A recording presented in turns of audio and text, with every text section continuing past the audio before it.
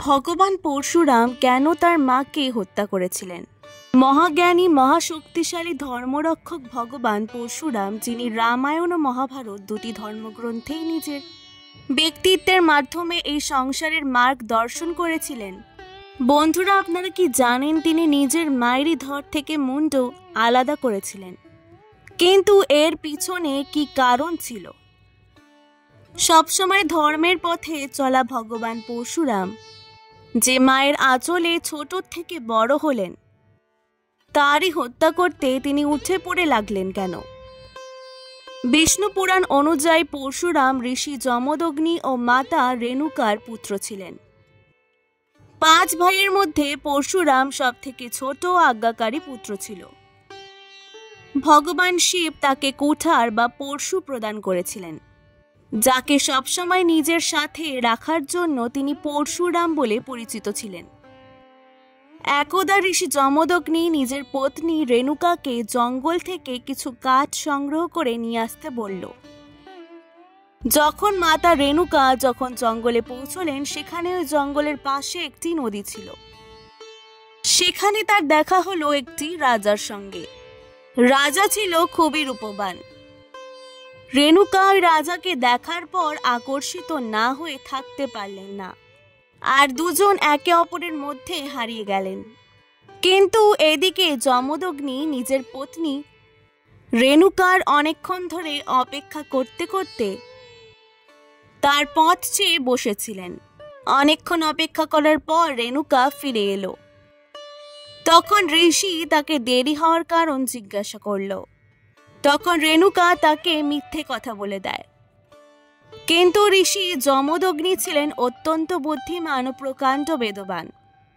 ঋষি যমদগ্নি নিজের দিব্য দৃষ্টির মাধ্যমে এটি জেনে নেন যে রেণুকা কোনো রাজার সুন্দরতায় মুগ্ধ হয়ে গিয়েছিলেন। তার অর্থাৎ ঋষির মা রেণুকার এরূপ মিথ্যা কথা বলা খুবই খারাপ লাগে এবং তিনি খুব ক্রুদ্ধ হন। এরপর তিনি তার 4 পুত্রকে বলেন, তোমরা তোমাদের মায়ের হত্যা করে দাও। কিন্তু ওই 4 পুত্র মায়ের প্রতি ভালোবাসা থাকার কারণে এই কাজ করায় না করে দেয়। তখন ঋষি যমদগ্নির ক্রোধ আরো বেশি পরিমাণে বেড়ে যায়। তখন তিনি তার ছোট পুত্র পরশুরামের অপেক্ষা করতে লাগলেন। কিছুক্ষণ পরেই পরশুরাম সেখানে এসে হাজির হলেন এবং যমদগ্নি তাকে বললেন, হে পুত্র, আমি খুবই দুঃখিত, কেননা কোনো একটি পুত্র আমার কথা শুনছে না। তখন পরশুরাম তাকে জিজ্ঞাসা করলেন, কি হয়েছে পিতা? আদেশ করুন আমাকে, আমি আপনাকে বচন দিচ্ছি আমি আপনার সকল আদেশ পালন করব। তখন যমদগ্নি বললেন, তোমাকে নিজের মায়ের মুন্ড ধর থেকে আলাদা করতে হবে পুত্র। এই শুনে পরশুরাম হঠাৎই ধাক্কা খেলেন এবং অবাক হয়ে গেলেন। কিন্তু তিনি যে তার পিতাকে পূর্বেই কথা দিয়ে দিয়েছেন। এই ঘটনার পর পরশুরাম তার মায়ের কাছে গেলেন এবং কান্না করতে করতে সেই কুঠারটি দিয়ে তার মায়ের মুন্ড ধর থেকে আলাদা করে দেন। এই দৃশ্য দেখে বাকি 4 ভাইয়ের চক্ষু দিয়ে অশ্রুধারা বইতে থাকে। এমনটা করার পর পরশুরামজিও আত্মগ্লানিতে অর্থাৎ নিজেকে দোষী মনে করা ভরে উঠলেন এবং খুব জোরে জোরে কান্না করতে লাগলেন।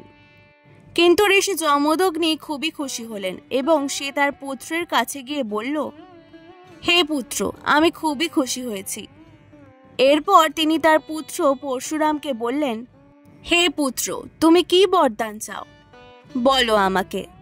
কিন্তু ভগবান পরশুরাম নিজের মায়ের মৃত্যুর ফলে মানসিক দিক থেকে অত্যন্ত ভেঙে পড়েছিলেন এবং তার খুবই কষ্ট হচ্ছিল।